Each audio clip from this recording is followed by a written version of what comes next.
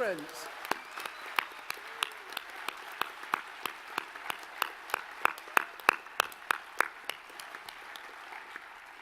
Thank you very much. Anybody at the side, or do come on in and get a seat, because I'm speaking for quite a while and you don't want to be standing. So do everybody who wants to, do have a seat.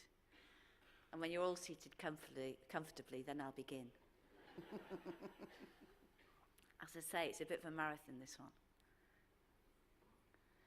Okay, thank you. So, good morning, conference, and thank you very much, President. Last week, I attended the 6th International Summit for the Teaching Profession, held this year in beautiful Edinburgh. It's a unique event, a meeting of the top-performing OECD countries, attended by their education ministers and their education trade union leaders, organised jointly by Education International, the Worldwide Confederation of Education Trade Unions, to which ATL affiliates, and the OECD. And there are ministers from Japan, Korea, Germany, the Netherlands, just all over the world, Sweden, and this time ministers from Scotland, England and Wales. So here is a photo of me at the summit table with our schools minister, Nick Gibb. And we're having a good conversation, we often do. We don't agree about a thing, but we do get on. And here's the thing, no country can have a seat at the table unless both the minister and the union leader are there together. So if the minister speaks, then the union leader has a right of reply.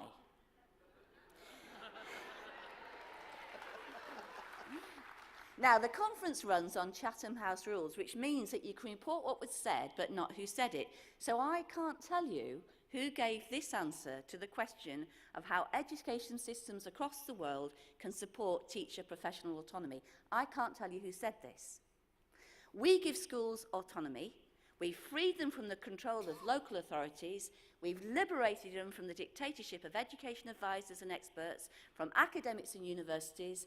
We have allowed teachers to set up their own schools, owning their professionalism and practice. We've reformed the curriculum assessment system, freeing schools and teachers from the tyranny of assessment. We've removed primary school levels and freed up teachers to assess pupils as they see fit. Now, if anybody wants to tell me who they think that minister was, they're very welcome to do so, but there'll be no prizes. I'm not that rich. Much more was said by this minister at the conference, but this gives the general gist. This was his view of the educational landscape he'd built, and I was very interested in this worldview. Indeed, I wondered if I was living in an alternate universe. Because from where I'm standing, I don't see hordes of liberated teachers and school leaders, but perhaps I'm not looking in the right places. His mistake, of course, was to equate structural autonomy with professional autonomy. And the key question is, what agency do teachers and school leaders have to make appropriate professional decisions in their schools and in their classrooms for the benefit of their pupils? Professional autonomy matters because it's the basis on which teachers and school leaders have the confidence, based on evidence, informed by research, scholarship and experience, to say one small but really important word. A teacher or school leader with professional autonomy is able to say no. Or if not a downright no, which might be a little harsh, a little bit un-ATL, at least to say, I don't think so. Or, it's not a priority. Or, perhaps, but not yet, it doesn't fit into my plans and priorities. Imagine a world in which teachers and school leaders could make those responses to the latest fad, which they are told is the next thing they must do. So when teachers are told that they must mark in 3 coloured pens and write more in their marking than their students have written in their work, they can say no. There's not a jot of evidence that marking in 3 colours improves pupils' works, so I'm making a professional decision not to do it. Imagine a world where teachers could say no to after-school and holiday revision classes, no to the photocopying, printing out and sticking in books evidence of practical work, no to making pupils write down their verbal feedback and responding to it. The confidence to use that little word, no, will be the best antidote against the punishing, excessive hours worked by the profession. And this is just what ATL teacher members in Northern Ireland have done.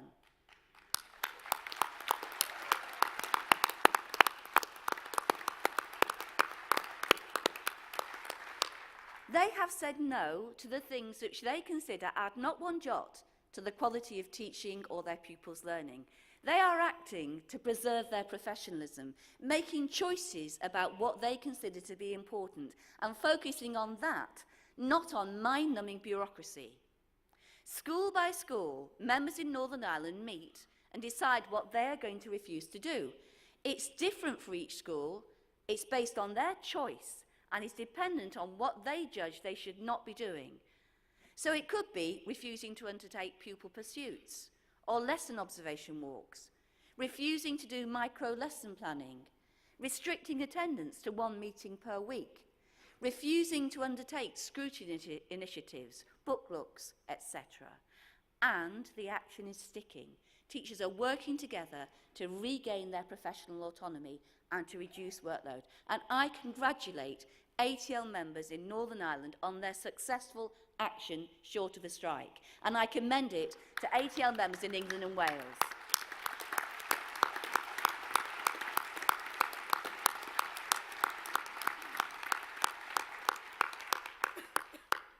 We need to learn the lesson of our closest neighbours, and we are learning, and we will learn further from Northern Ireland. The Durham teaching assistants certainly stood up and did it for themselves. A magnificent 2-year-long campaign led by the Durham Lions, otherwise known as the Durham TA Support Group, forced the Labour Council to sit up and take notice of their plight. The TAs have said no to 23% pay cuts on already low income, and we support them wholeheartedly.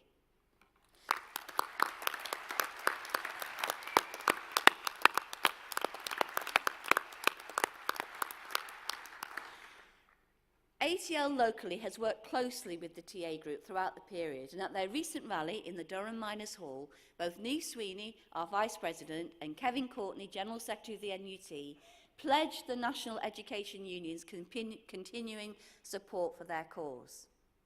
So as we have learned from Northern Ireland and from Durham, the ability to say no, or not yet, would be the best antidote against the current crisis facing the teaching profession in England, where, and this is almost unbelievable, over half of teachers in England, 52%, have less than 10 years' experience. England is a complete outlier in terms of the length of time teachers stay in the profession. And what do? We train them, launch them into schools, burn them out, and wave goodbye as they leave, just when they should be taking on middle management roles and starting the journey, if they want to do so, to the senior management positions that we so desperately need in our schools. ATL's leadership section, Amy, is busy raising the profile of ethical leadership. Yes, we were there first. Ask will take note. We know the impact that leaders can have in tempering the pressures on teachers if they themselves lead from the right place.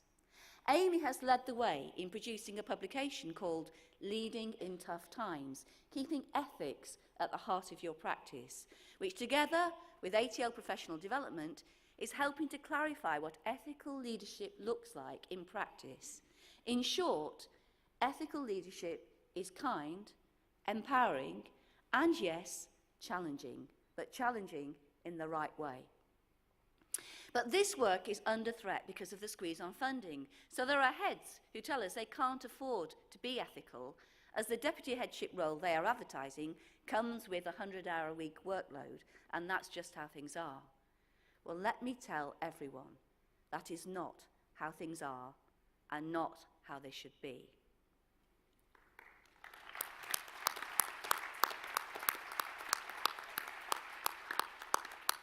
And whilst it's very good that the Secretary of State for Education, Justine Greening, has signalled her commitment to teacher professionalism and to professional development, and that's a hugely welcome commitment from the Secretary of State, The fact is that teachers are not getting the continuous professional development that they need in order to enrich and refresh themselves as professionals. Talis data shows us that teachers in England say the biggest barrier to their professional development and to accessing professional development is excessive workload. England's teachers spend only an average of 4 days a year on CPD, compared with an average of 10.5 days across the OECD. Teachers in Shanghai spend 40 days a year on CPD and have class teaching times of 10 to 12 hours a week. And when Nick Gibb tells us to teach more like teachers in Shanghai, perhaps he'll give us those terms and conditions.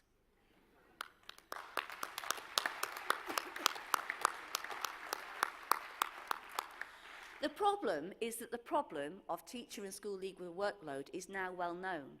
There is no doubt in my mind that it is hugely responsible for the government's failure for the 5th year in a row to meet its initial teacher training targets at a time of rapidly rising pupil numbers. This is another failure of the market ideology so beloved of Gove and Morgan, an ideology which required university departments to cap their training numbers while schools without proper support were told to pick up the slack and failed to do so. The result? Last year, university departments turned good training candidates away, and the target numbers were missed. Now, how ridiculous is that? And the challenges of doing much more with less are even greater in further education than they are in schools. No wonder it is so often called the Cinderella sector. But despite 65% of 16 to 18-year-olds choosing to study in FE, it continues to bear the brunt of the harshest funding cuts.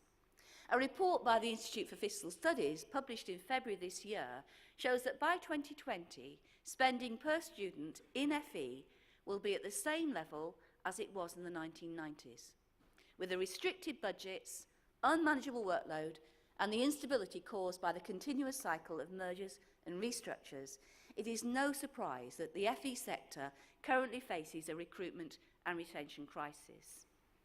Yet despite these real and urgent problems, the government announced a skills plan which tells the sector that it must reinvent itself as a provider of T-levels and the apprenticeships over the next 5 years.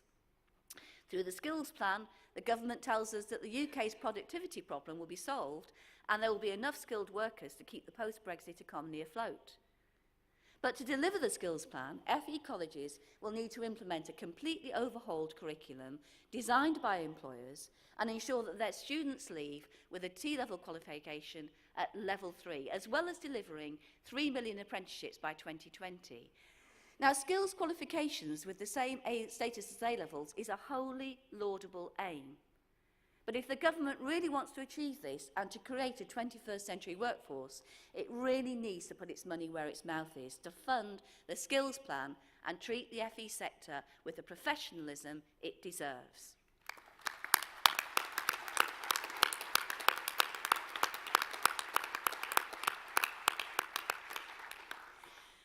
We need, conference, a serious rebalancing in the power relations in education.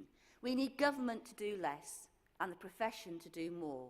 We need a rekindling of proper, not feigned respect for the wisdom and knowledge of teachers and school leaders, college managers and lecturers, and education professionals. We need our government to listen to evidence, even when it is uncomfortable, such as the OECD's conclusion that there is a highly negative correlation between government imposition in the curriculum and its assessment and national education performance. Whereas when school leaders and teachers have responsibility for curriculum and its assessment, the results in terms of national education standards are highly positive. Nor should ministers be allowed to get away with the mantra that market reform, creating different types of schools, academies and free schools, something that ministers wrongly characterise as professional autonomy, this has not resulted in rising standards of education, and ministers must not be allowed to get away with the big untruth that they perpetuate so often, that freeing schools from any form of local accountability that means that magically they perform better, because they don't. The Department for Education's own figures, released in January, show that at Key Stage 4, 51% of multi-academy trusts are performing significantly below the average for the Progress 8, and a further 15% are slightly underperforming. That means that 2/3 of maths are underperforming at Key Stage 4. And at Key Stage 2, more than half of maths are under or seriously underperforming for reading. Now, these are shocking figures, aren't they? I wonder why they aren't better known. Frankly, conference, we're in a bit of a mess.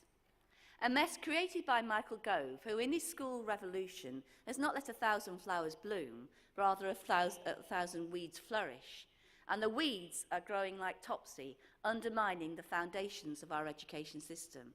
So we have, in England, an education department, the Department for Education, which cannot keep track of its spending, which has had its accounts qualified, which doesn't mean they get a GCSE or an A-level or a degree, for 3 years running because it has failed to keep track of academy and free school spending. Hardly a week goes by without another shock story being printed in the education press of dubious, sometimes downright fraudulent spending in free schools and academies. The latest being from my hometown, Bolton. Bolton Wanderers Free School, which is now closing after 2 years, being set up with huge setup costs. We now find that Bolton Wanderers Free School has paid Bolton Wanderers Football Club nearly £600,000 in rent.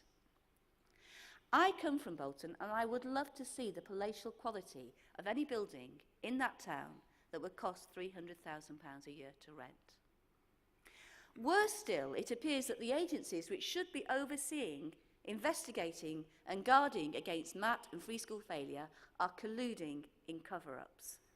We have a regional school commissioner, an RSC, who has written to a failing MAT offering them a deal. If they agree to go quietly and to let their schools go to another MAT, then they will not be issued with a termination warning contract and will avoid what this RSC called in her letter further reputational damage. Now think about that. The RSC in question is more concerned about the reputational damage of a failing MAT than the transparency and proper accountability for standards of performance in the trust. Information which the parents sending their children to that school have absolutely the right to know. And I am sorry to say,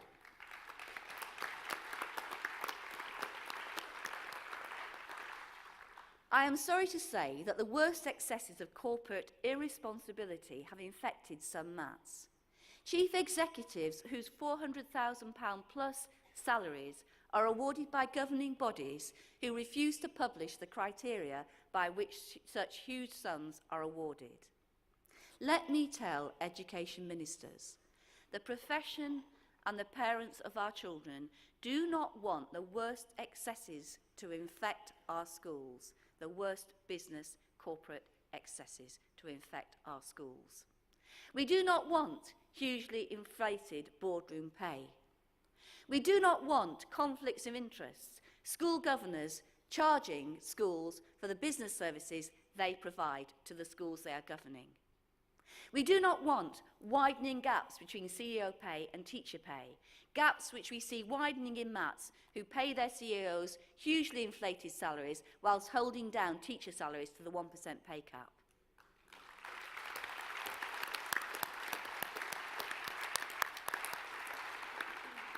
Schools should be models of the good society, places where equity and ethics are practiced. Schools are public institutions, paid for by the taxpayer, there to serve pupils, their parents and the local community. And the community should have a say on what goes on in schools in the interests of parents and the pupils who that need to be protected. But it gives me no pleasure to say this. Indeed, I'm ashamed to say that in some MATs, the most vulnerable young people, those who already suffer economic and social disadvantage, appear to disappear from the school roll in Year 11, so they do not count in the school league tables. These are, if I needed to remind you, and I don't, the most vulnerable, most disadvantaged young people. The tables are already stacked against them. They are, if you like, the human equivalent of the damaged goods section in a supermarket. But children and young people are not objects to be bought and sold. Their worth cannot be measured in league tables. They are people with potential and worth, even when they appear to be doing their level best to throw that potential and worth away. Schools should be places, safe places, even for those pupils who make the most difficult demands. Ofsted has now said that it is going to keep an inspection eye, on inappropriately narrow curriculums and for Year 11 school roles which shrink rapidly. This is a very welcome move, and Ofsted would not be signalling that it is looking at this issue where there is not evidence that there is a problem. Schools should be encouraged to work together to improve practice across the system, but another effect of the marketisation of our school system is that MATs, as brands, are becoming more and more selective about what schools they want to take into their MAT family. I was chatting recently to the CEO of a MAT who told me that the DfE was pressing them to take on 2 more schools, both in deprived areas, both with budget deficits and both in special measures. But this MAT had no intention of allowing these 2 schools into its families because to do so would be to endanger the brand. So these 2 schools are part of a growing family of orphan schools which have been taken out of local authority support, turned into academies and then left to fail. How can it have come to this? Schools left abandoned, divorced from the local authority, rejected by MATs, left to sink, not to swim, in the education marketplace. The fact is, conference, money talks. And as the impact of the funding crisis in schools becomes more widely known, money is talking louder and louder. In fact, it's shouting. And in the eye of the storm is the Department for Education, which, according to the National Audit Office and the Public Accounts Committee, they've both done reports into the financial sustainability of schools. The DfE does not know how schools are going to make the required $3 billion in efficiency savings. Nor, according to the National Audit Office, does the government know how much it costs schools to implement its education policies. Yes, you've heard me right. I quote from the NAO report. The department savings estimate does not take into account the cost implications for schools of its policy changes, which means, the NAO says, that the government does not have the assurance that its policies are affordable within current spending plans without adversely affecting educational outcomes. Yet that's true. The department does not know how much it costs to implement its policies and does not know whether its current plans are affordable without affecting standards of education. This is, conference, in anyone's book, an astonishing state of affairs. And already we are seeing the fallout. Teaching assistants made redundant, the narrowing of the curriculum, increasing teacher and senior management contact time and class sizes. The government talks of 15,000 more teachers, but does not say that nearly 6,000 of this number are unqualified teachers who schools find cheaper to employ. But this is not a sustainable solution because, as government ministers are so fond of telling us, no education system can exceed the quality of its teachers. And as the funding crisis in schools deepens, as school leaders struggle to make ends meet, then the spotlight on excessive CEO pay, on dubious payments to members of the governing body, on a lack of transparency and accountability will become more and more unacceptable. And the funding crisis will bring into sharp focus the other issue, which more than any other will bring another crisis to the boil. It's already at boiling point, and that is teacher and school leader workload. Because if, to balance their budgets, school leaders have to sack teaching assistants, increase class sizes, provide fewer resources to support teaching, if school leaders have to do these things to try and balance their budgets, for many an almost impossible task, then something will have to give, and that thing will be an even bigger workload. But it's not just teachers in England who have this problem. In Wales, the first National Education Workforce Survey shows that workload is a huge issue. Over 88% of teachers in Wales consider that they are not able to manage their workload, and over a third of school teachers in Wales are considering leaving the profession in the next 3 years. So we have a huge workload problem across the UK, in Northern Ireland, Wales and England. And according to the Educational Institute of Scotland, in Scotland too. And indeed, according to the ISTP Summit, the issue of workload is now systemic and endemic across developed countries in the world, and it's driven by the global education reform movement and the encroaching privatisation of our education systems. ATL has worked really hard to tackle the workload crisis. Our It's About Time campaign has empowered members to work collectively with their colleagues to improve their workloads in their schools and college. And we've done this through workplace events, CPD in the field, resources on a range of issues, including guidance on lesson planning and marking and data management. Now, the campaign is ongoing, but we're already seeing its force in creating a stronger union. We've seen, because of our workplace campaign, our workload campaign, the recruitment of over 1,200 workplace reps and over 40 health and safety reps. We've made over 100 workplace visits across the UK on workload and work-life balance. We've had over 50 different local and national CPD events tailored to campaign issues, including stress management, mental health first aid, assertiveness, courageous conversations, emotional resilience for staff and students, mindfulness, effective marking strategies, and a variety of workshops on tackling workload together. Your union has done a huge amount to try and tackle and give you and our members the resources, the emotional resilience, and the strength to tackle workload themselves. Now, I am going to be fair here, and I'm going to give government ministers in England credit for taking workload seriously and for trying to do something about it. The DfE's workload poster is important, and ATL is promoting it. It contains powerful messages about what teachers should not be doing, and the poster advises teachers and school leaders not to spend time on marking that doesn't have a commensurate impact on pupil progress, and not to create detailed lesson plans that become a box-ticking exercise. And this is very powerful and valuable advice. It's very good that the government has worked with the unions and Ofsted to promote this advice, and it should be taken seriously and followed in all schools. On the other hand, I entirely agree with the movers of Motion 26 that whilst ATL recognises and applauds the government's attempt to reduce staff workload in schools, its current response to the crisis will be as successful as King Nut in holding back the workload tide. England comes right at the top of the OECD league table for working hours in secondary schools, only behind Japan and Alberta. Teachers experience working weeks averaging over 54 hours, with 2 full days per week spent on marking and lesson planning, which if you're working full-time, and maths isn't my strong point, but I think leaves no time for the weekend. No wonder I hear so many teachers say that they are going to reduce their paid hours, go to a 0.8, so they can spend 1 day a week, unpaid, doing lesson planning and marking, so that they can have some free time with their family over the weekend. So to be more successful in turning back the workload time, the government has to think big and be radical. The government has to understand that excessive, punishing, exhausting teacher and school leader workload will not be tackled successfully until the real drivers of workload are dealt with. And in a nutshell, the real driver of workload in our schools and colleges is the current accountability framework.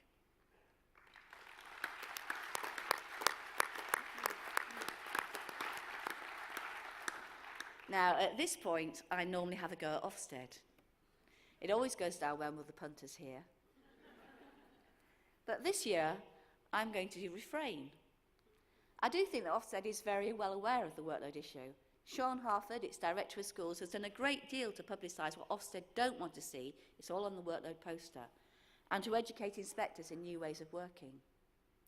But Ofsted cannot escape its history. This is an agency which, as I am sure you remember, confidently stated that it could judge the quality of a lesson in 20 minutes, and stuck to that position long after the evidence was overwhelming that such a position was nonsense. The thing is, you see, school leaders have long memories. They also have jobs which they want to keep. And the shadow of Ofsted and of league tables and floor standards haunts their waking and fitfully sleeping lives. It should not be the case, but it is, that the accountability tail still wags the education dog. We need new forms of intelligent accountability. And ATL has done the hard thinking here. Our vision for inspection offers a new, intelligent way to hold schools properly to account for their education of children and young people. We know that data, used wisely, is essential. so that as a school and as an education system, we can learn what we are doing well and where we need to improve. The problem is, at the moment, we are drowning in data. Much of it spurious because the sample size of a Year 6 class is simply too small to hold the evidence which is purported to be built on that sample size. And for this year, and much of the last year, much of the data will be unusual because the assessments on which it was based the assessment on which it will be based are not fit for purpose. I need not remind you of the chaos of last year's Key Stage 2 SATs. Nearly 50% of children failed to reach the expected standard, a figure which suggests that too many children and teachers were simply set up to fail. The writing assessments are so unreliable that even Ofsted doesn't trust them. And don't get me started on the reading test that left children in tears.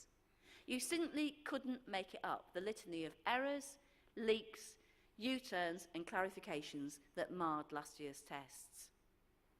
We've worked hard with the DFE over the last year and managed to secure some improvements. And I'm sure many of you welcome the move to best fit assessments for writing and the prospect of Key Stage 1 SATs ending. That said, and I am trying to be very fair today, that said, we think the DFE could be far more ambitious with their plans for primary assessment and accountability. ATL will be working with you, our members, as we respond to the consultation. But the confusion doesn't end with last year's SATs. It's happening all again in glorious Technicolor this summer as the new GCSEs in English and Maths and their new grading system hit the ground stumbling. Very late in the day, the government has reacted to the very real and reasonable question about the grading system, like, what is a pass? Is it a grade 4 or a grade 5? Now, it's a bit of a key question, isn't it? One that you think should have been decided before the GCSE went live, but it wasn't.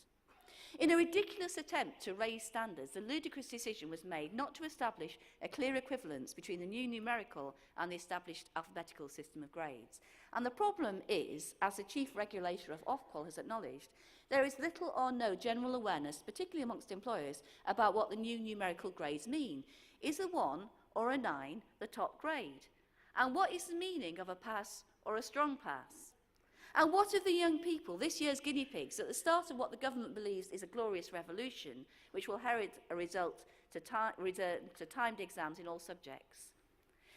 They face the prospect of 2 weeks sitting for over 30 hours in exam halls, slaving over test papers which will determine their futures.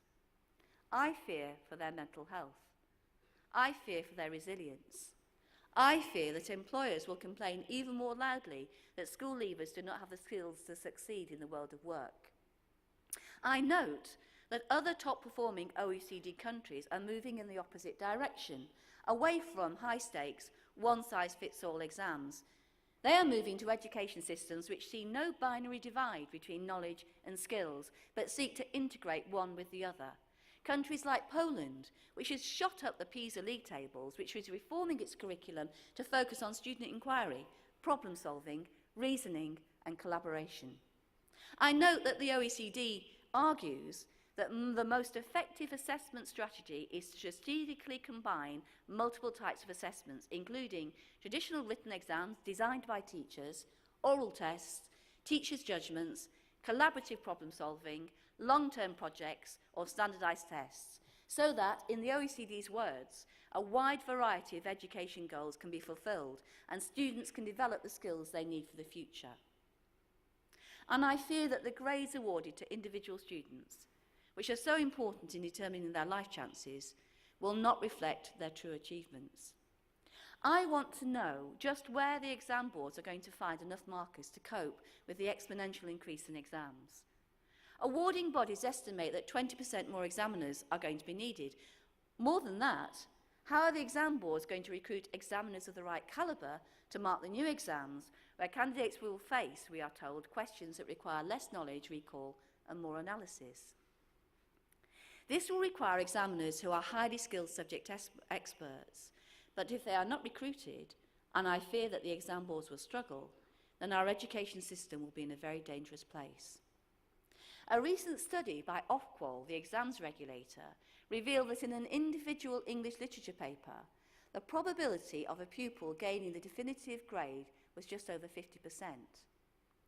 In history, it was just over 62%. In some subjects, the score was just over half of the pupils achieving the true score on a single exam paper.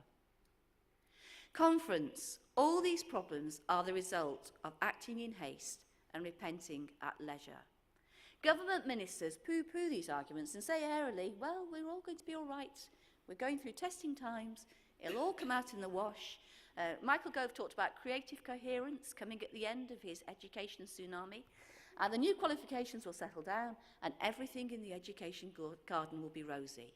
Now, I can tell you're all reassured. But Conference, I believe that ministerial confidence is gravely misplaced. It seems to me that there is a toxic mix brewing. At its base is the funding crisis. Mixed in with it is the teacher recruitment and retention crisis. Added to it is the systematic failure over half of maths.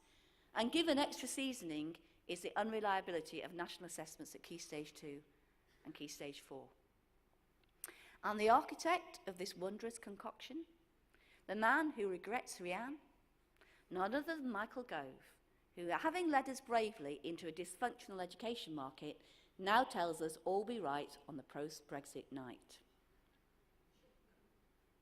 And while I still consider Justine Greening to be a far more competent, far less ideological education secretary, I'm afraid that she is going to have a huge policy error foisted upon her, the expansion of selection at 11. Conference, ATL has spent a great deal of time and energy using evidence to argue that an increase in selection at 11 will do nothing to help social mobility. It will, in fact, hinder it. But the problem we have when we make this argument is that when parents hear about grammar schools, they believe that their children will pass the 11 plus and get the best education on offer. But the facts of the matter don't support this belief. The facts of the matter are, if you're a child of poor parents, you are disproportionately unlikely to get into a grammar school. Even if you are the academically able child of poor parents, you are disproportionately unlikely to get into a grammar school, even if you live near one. Because there has not been an 11 plus invented that is not susceptible to coaching. And because poor parents can't afford coaching, which costs thousands of pounds a year, their children are highly unlikely to get into grammar schools. Look at Kent, which introduced a new tutor-proof 11 plus test in 2014, which resulted in a drop of only 1% in privately educated pupils passing the 11 plus. Or look at Buckinghamshire, where a new tutor-proof 11 plus was introduced in 2013, which saw the pass rates for pupils from state schools drop from 23 to 20%. So I say to Justine Greening, if you are really serious about social mobility, you will not squander the talents and potential of children, condemning them, age of 11, to a sense of self undermined by failure and exclusion.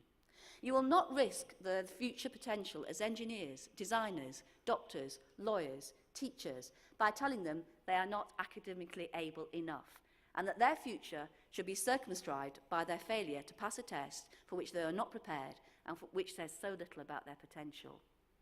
Our children, Justine Greening, are too precious, too valuable, too important to us to be treated like this.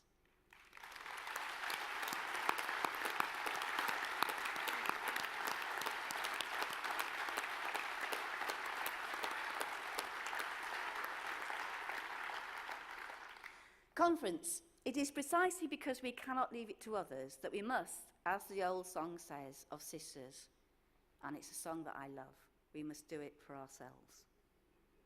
We, the profession, must become more powerful. And that, Conference, is why ATL members voted so strongly to do something really difficult and daring. They voted to stop being ATL, and with the NUT, to become the National Education Union. Because ATL members recognise that divided unions can do something, but together we can do so much more. The National Education Union will be a game changer in the education policy debate and in the working lives of education professionals. It will speak and act always on the side of the profession, advocating for better work, work which is satisfying, and for workers not being subject to a climate of fear. The NEU will be a game changer in schools and colleges where it will overwhelmingly be the biggest union, a force to be reckoned with wherever our members work, wherever they face unfair treatment, poor management or discrimination. The NEU will be the place to go for better CPD, so that our members feel more confident in their professional lives and more secure in the decisions they make and the actions they defend. The NEU will be the place to argue out things and to regain your professional voice, to speak truth to power, so that the imbalance between the government and the profession is righted, so that the professional respect due to educational professionals is given to them, so that the education we provide for children and young people gets better, so that they enter adulthood more prepared and ready to take the opportunities available to them, to create opportunities for themselves and to become lifelong learners. Because in the end, that's why we are here. We are here because we care deeply about our pupils and students, and we want them to navigate with confidence an uncertain, volatile, complex and ambiguous world where the old certainties of job for life no longer apply. We are here because we want to do more and do better for the children and young people we serve. And to government, we ask one thing only: give us the tools to do the job, hold us properly accountable for the work that we do, and then stop meddling. Give us a period of stability so that we can get on with our important work. And recognise this: the National Education Union has changed the game. We can no longer be ignored. No longer can we be sidelined. The collective voice of our members will be heard. And about time too.